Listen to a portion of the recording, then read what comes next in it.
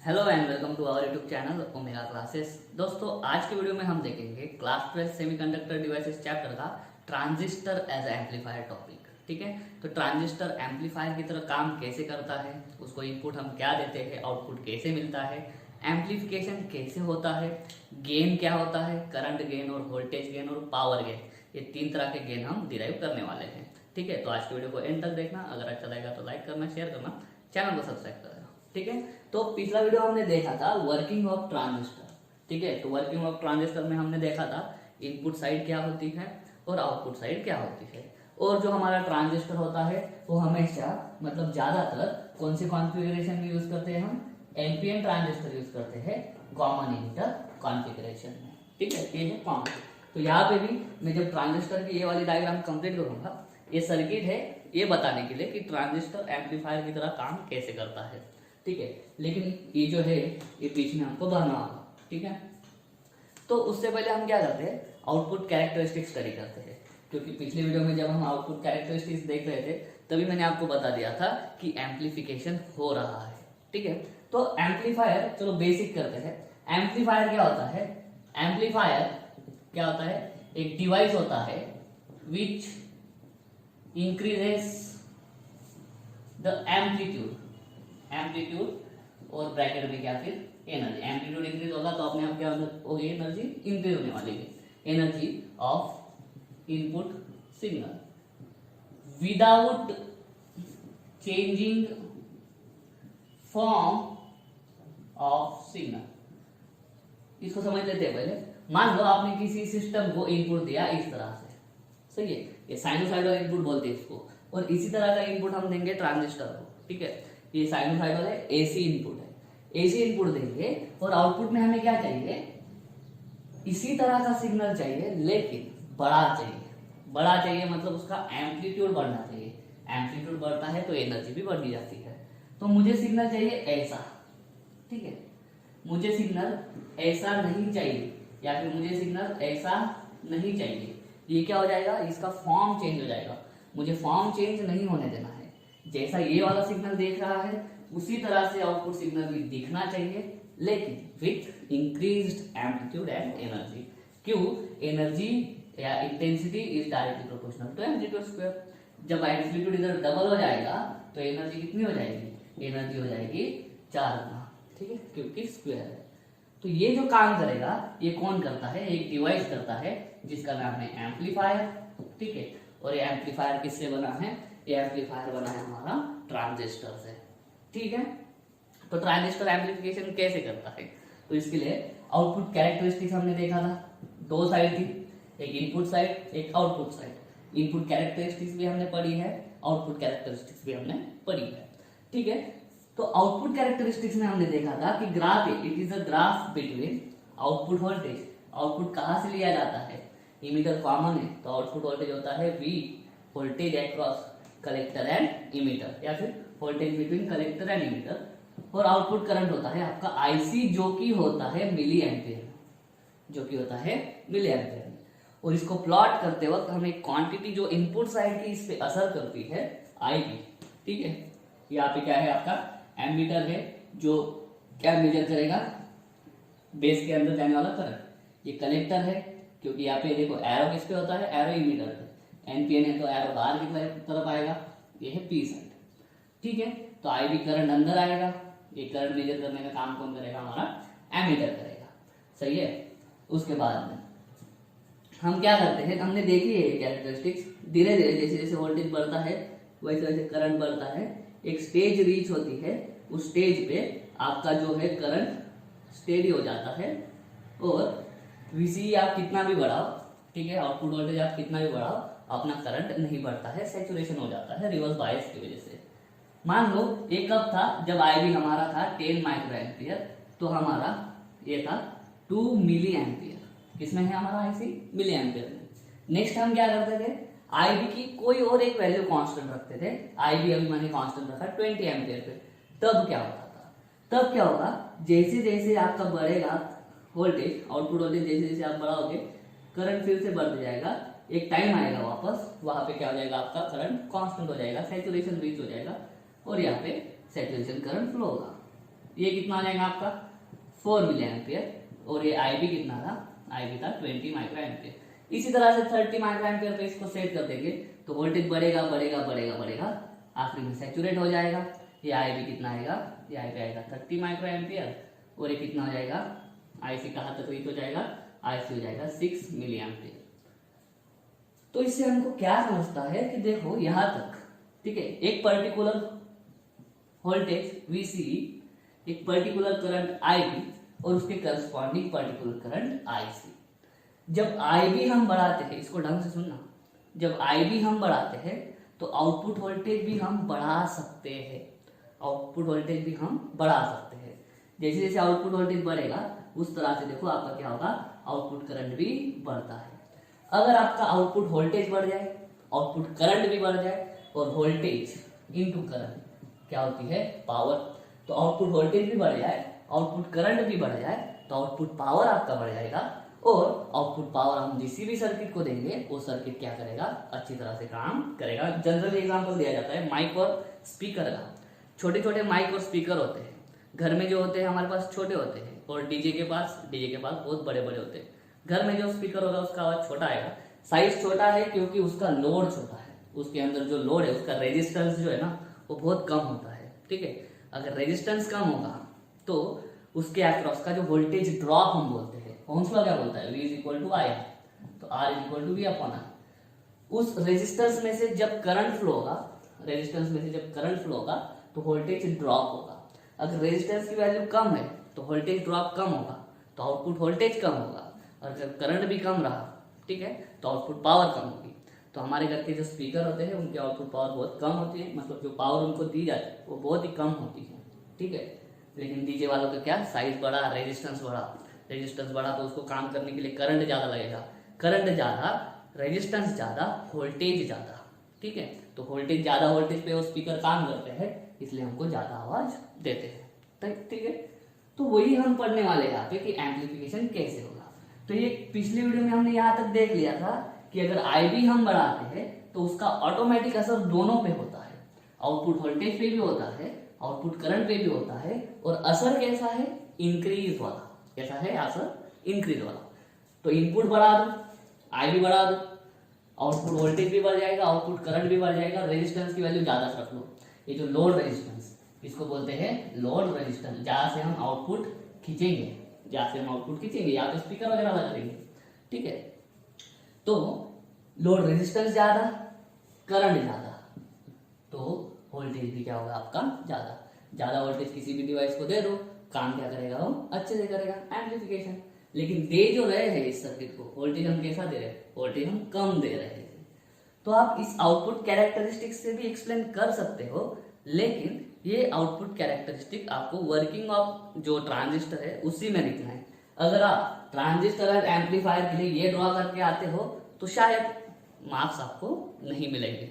Transistor as amplifier समझने के लिए ये आउटपुट कैरेक्टरिस्टिक्स बहुत हेल्प करती है, ये सही है, लेकिन एम्पलीफायर कैसे होता है, एम्पलीफिकेशन प्रोसेस कैसे होती है, उसको हमें मैथमेटिकली प्रूव करना होगा, ठीक है।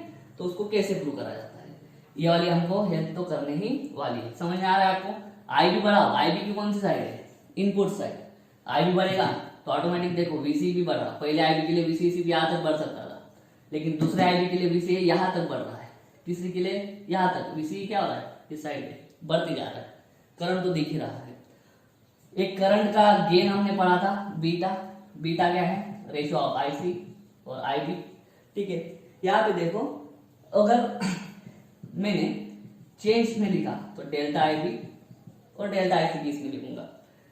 जब मेरा करंट में 10 माइक्रो एम्पियर का 20 करता हूं, 10 माइक्रो एम्पियर का 20 माइक्रो एम्पियर, मतलब कितने से बढ़ा, तो 10 माइक्रो एम्पियर से बढ़ गया, 10 का 20 हो गया मतलब 10 से बढ़ गया, 10 माइक्रो एम्पियर से। लेकिन वो जब बढ़ता है यहाँ पे करंट आपका माइक्रो एम्पियर में बढ़ेगा, इधर देखो 2 मिली एम्पियर का 4 मिली एम्पियर, 4 मिली एम्पियर, तो कितने से चेंज हुआ यहाँ पे, 2 मिली एम्पियर से। इसको सॉल्व करो, 2 × 10⁻³ होता है, 10 × 10⁻⁶, क्या हो जाएगा, ये 10 10⁻⁵ हो जाएगा, 10⁻⁵ ऊपर जाएगा, 2 × 10⁻², 200। बीटा कितना है, 200, तो इससे मैं एक लिख सकता हूं IC इज इक्वल टू क्या, बीटा इंटू डेल्टा IB। मतलब जब हमारा IB में कितने से चेंज आता है, सिर्फ 10 माइक्रो एम्पियर का चेंज आता है, तो हमारे IC में 200 गुना चेंज आ जाता है। कितना गुना चेंज आ जाता है, 200 गुना। ठीक है, तो IC is how many times IB, या फिर डेल्टा में लिखा है तो डेल्टा IC चेंज कितने में हो जाएगा, कलेक्टर करंट 200 गुना चेंज होगा। IB चेंज करो आप 1 माइक्रो एम्पियर से, इधर क्या हो जाएगा आपको, उसको 200 से मल्टीप्लाई कर दो, आपका चेंज इन करंट मिल जाएगा। ठीक है, कलेक्टर करंट। कलेक्टर करंट क्या होता है, आउटपुट करंट। तो बीटा की वैल्यू ध्यान में रखना है आपको।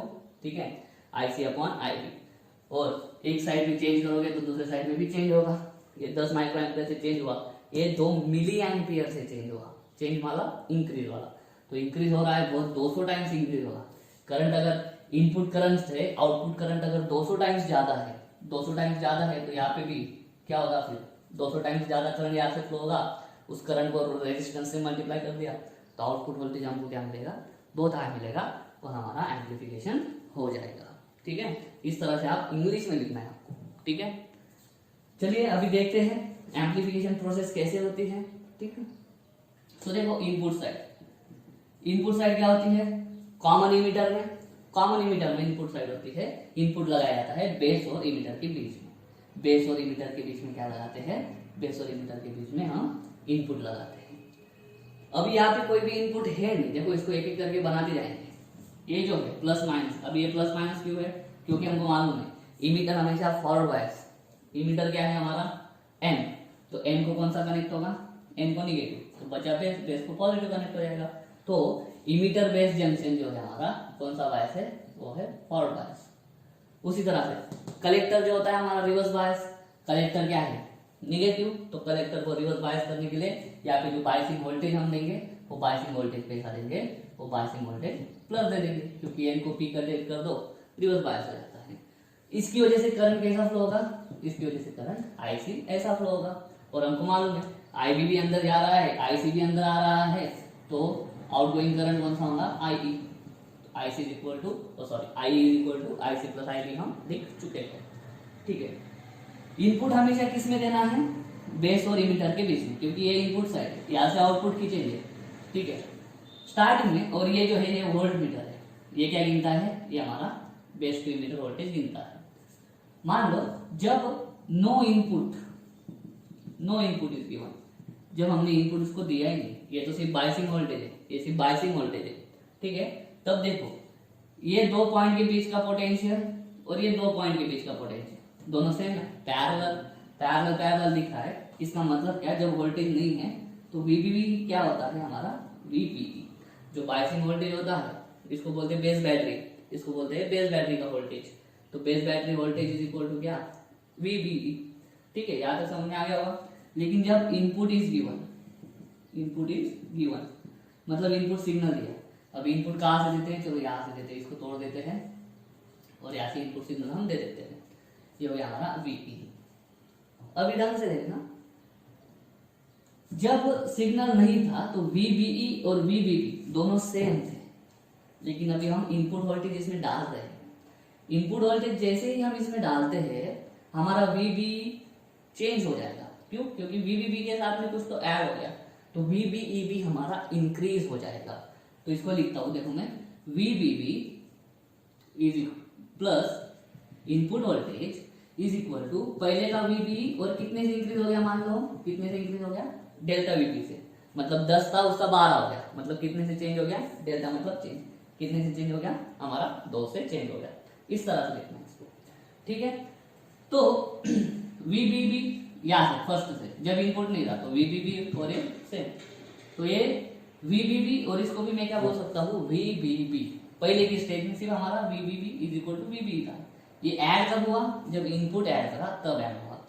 तो हम क्या कर सकते हैं, VBB को दोनों साइड से करते हैं, मतलब जो इनपुट वोल्टेज होगा वो एज इट इज किसके साथ जुड़ा जाएगा, वो एज इट इज ट्रांजिस्टर के इनपुट में हम दे देंगे, एज इट इज ट्रांजिस्टर के इनपुट में दे देंगे। दोनों सेम थे, ये ऐड होने की वजह से ये ऐड बढ़ गया। कब यार, कैसे ऐड होगा वो, मतलब कैसे बढ़ेगा, क्योंकि ये जो है ये दोनों क्या हो गए, एक दूसरे के अंदर ऐड हो गए, ये दोनों एक दूसरे के अंदर ऐड हो गए। ये और ये पहले सेम थे, तो अभी भी सेम करने के लिए इसको क्या हुआ, बढ़ना पड़ेगा। तो बढ़ गया कितने से, इतने से। बढ़ा क्यों, वी इन ऐड हुआ, वी इन ऐड हुआ उसकी वजह से बढ़ गया। तो सॉरी यहाँ पे क्या लिखना था, यहाँ पे मुझे लिखना था V in is equal to delta V B.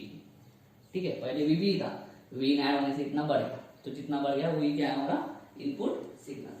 तो ये जो बढ़ा हुआ सिग्नल है, ये जो चेंज इन वोल्टेज है बिटवीन बेस एंड इमिटर, वो किसको दिया जाएगा, वो दिया जाएगा हमारा इनपुट को, ट्रांजिस्टर के इनपुट को। चाहो तो इसका स्क्रीनशॉट ले सकते हो, फिर मैं उधर वाला रफ करता हूँ।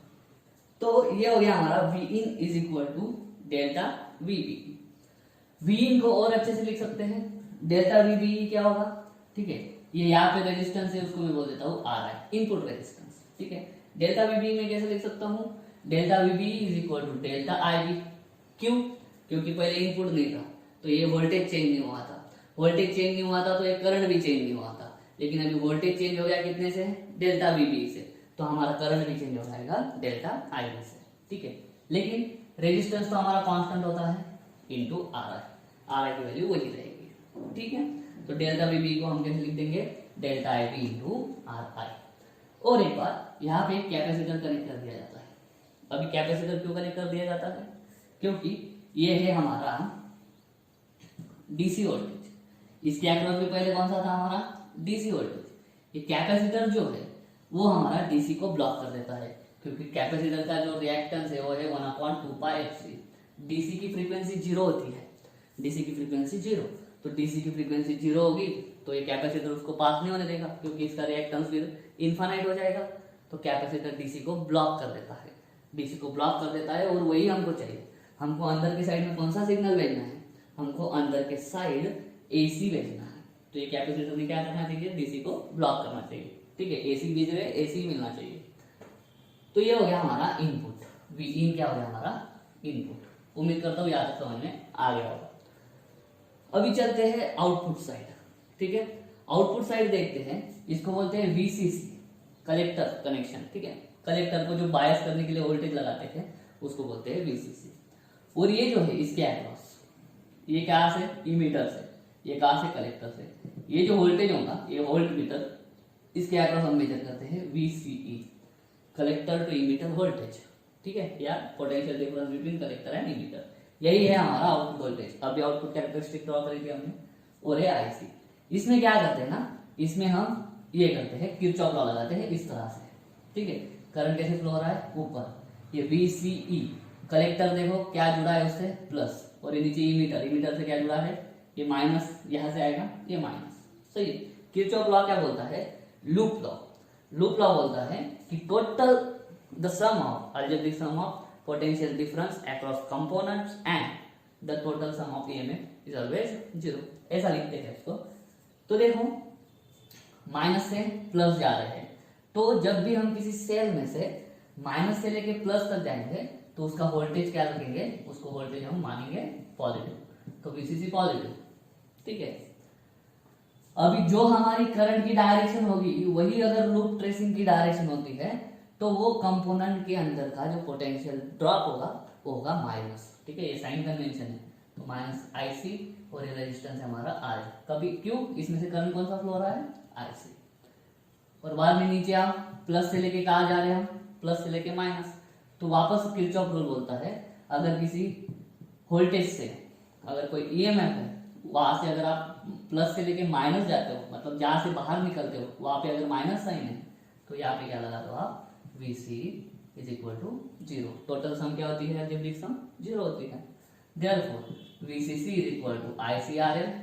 ठीक है, ये दोनों उधर जाके प्लस हो जाएंगे, वीसी। देयरफॉर आउटपुट वोल्टेज से लेना देना है हमको। ठीक है, आउटपुट वोल्टेज क्या है, वीसी। वीसी को कैसे लिखेंगे, वीसीसी माइनस आईसीआरएल। ठीक है, यहाँ तक समझ में आ गया होगा, ये आउटपुट वोल्टेज है। जैसे जैसे हम इनपुट चेंज करते हैं, इनपुट का असर किस पे होता है, वीसीई पे। अभी आउटपुट कैरेक्टरिस्टिक्स हमने देखा, सही है। जैसे जैसे आईबी बढ़ेगा आपका वीसीई भी बढ़ता है, आपका वीसीई भी बढ़ता है। तो ठीक है, तो चलो इसमें चेंज निकालते हैं। तो change in output voltage is equal to change in, एक तरह से हम इसको डिफरेंशिएट कर रहे हैं। ठीक है, change in VCC minus change in delta IC, change in IC मतलब डेल्टा आईसी।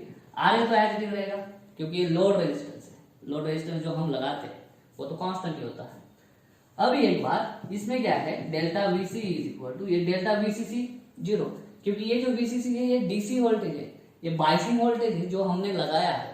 ये डीसी वोल्टेज हम चेंज नहीं करते हैं, तो चेंज डीसीसी में, सॉरी वीसीसी में चेंज कितना है, वीसीसी हमको कांस्टेंट रखते हैं, तो वीसीसी में चेंज कितना, तो change zero. Delta stands for change, लेकिन चेंज कितना है, zero, minus delta IC R है। तो वीसी को ही हम क्या बोलते हैं, output voltage is equal to minus delta IC into R. अभी करंट गेन हमने देखा है, अभी पढ़ते हैं वोल्टेज गेन। करंट गेन को किससे डिनोट करते हैं, बीटा से, आईसी अपॉन आईबी। अभी हम पढ़ते हैं वोल्टेज गेन। क्यों, देखो मैंने आउटपुट वोल्टेज निकाला है और इनपुट वोल्टेज निकाला है, ये वाला सही है। तो वोल्टेज गेन क्या होगा, वोल्टेज गेन होगा आपका, वोल्टेज गेन इसको डिनोट करते हैं एवी से। अभी गेन मतलब क्या, गेन एक मल्टीप्लायर होता है, ठीक है, जो बताता है आउटपुट अपॉन इनपुट। आउटपुट कितने गुना बढ़ा, वो कितना मल्टीपल में बढ़ा, वो नंबर जो होता है वो होता है गेन। तो वोल्टेज गेन होता है AV is equal to output voltage upon input voltage. Output voltage VO, input V, VO upon V is equal, output लिख देते हैं minus delta IC into R L upon delta I B into R I. अभी ढंग से देखेंगे तो A B देखो क्या आता है, minus sign analysis, delta IC upon I B, delta IC upon delta I B क्या होता है, बीटा। तो इसकी जगह पे मैंने रख दिया, इसकी जगह पे रख दिया मैंने बीटा। और उसके बाद में are L upon R I. R L क्या है, आउटपुट रेजिस्टेंस, ठीक है, और आर आई क्या है, इनपुट रेजिस्टेंस। तो output resistance upon input resistance को हम क्या बोल सकते हैं, रेजिस्टेंस गेन भी बोल देते हैं, ठीक है, इतना इंपॉर्टेंट नहीं है लेकिन रख देंगे, minus beta into resistance gain, ठीक है, आउटपुट अपॉन इनपुट ही है ना वो भी, तो उसको बोलते हैं रेजिस्टेंस गेन। अभी ध्यान में रखना, जो इनपुट रेजिस्टेंस होता है उसको हम कम रखते हैं, इनपुट रेजिस्टेंस को क्या रखते हैं, कम। क्यों, क्योंकि वो इधर डिनोमिनेटर में एम्प्लीफिकेशन ज्यादा चाहिए ना हमको, एम्प्लीफिकेशन मतलब वोल्टेज ज्यादा चाहिए आउटपुट, अगर आउटपुट वोल्टेज ज्यादा चाहिए, गेन ज्यादा चाहिए, तो रेजिस्टेंस जो है इनपुट वाला उसको कम रखो। और उसका उल्टा आरएल को क्या रखो, आरएल की वैल्यू हाई रखो। तो इसीलिए आपको बोला होगा एम्पलीफायर में it's input resistance is very small, ठीक है, and output resistance is very high. इसी की वजह से, ताकि रेजिस्टेंस गेन ज्यादा हो, बाद में ये करंट गेन मल्टीप्लाई हो जाएगा, resistance gain into current gain is equal to voltage gain, ठीक है। तो इस तरह से वोल्टेज बहुत ज्यादा बढ़ जाता है, ठीक है। तो ये है हमारा वोल्टेज गेन, इस तरह से बढ़ेगा।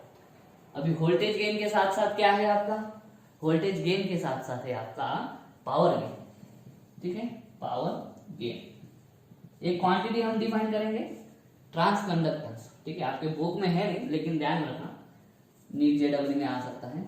जो ट्रांसकंडक्टेंस होता है उसको जीएम से डिनोट करते हैं, ठीक है, और वो होता है ratio of beta upon R I, beta upon R आई, ध्यान में रखना, ठीक है।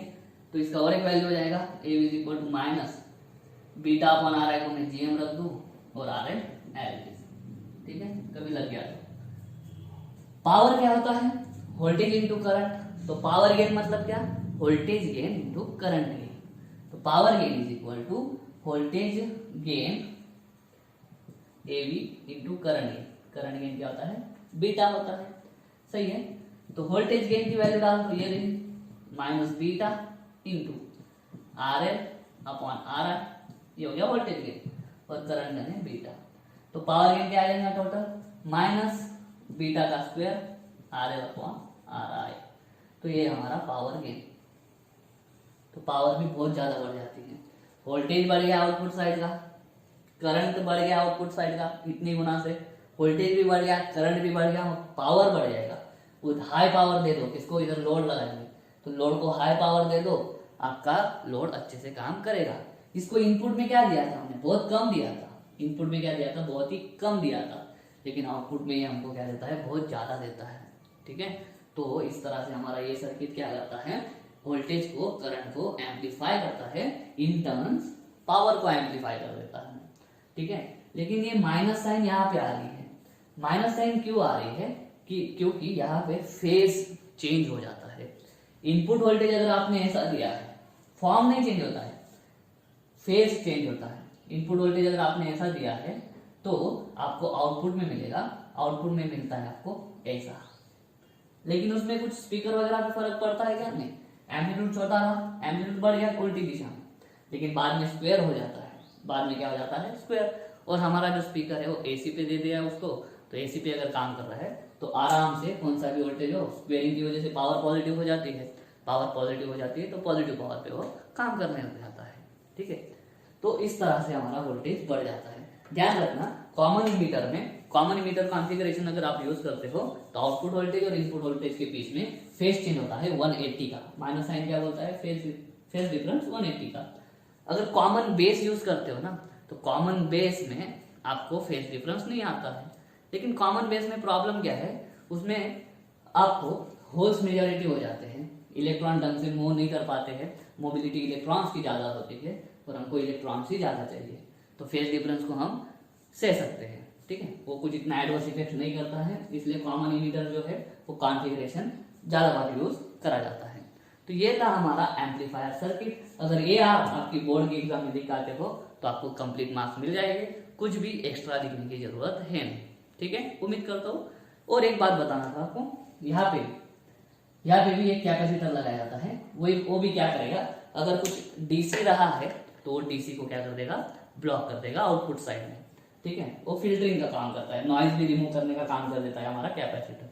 ठीक है, यहाँ पे आउटपुट साइड में एक और कैपेसिटर लगा देना। तो इस तरह से ये था हमारा एम्पलीफायर डिवाइस। उम्मीद करता हूँ समझ में आ गया होगा। अगर ऐसा है तो वीडियो को लाइक करो, वीडियो को शेयर करो, चैनल को सब्सक्राइब कर देना। मिलता हूँ नेक्स्ट वीडियो में, तब तक के लिए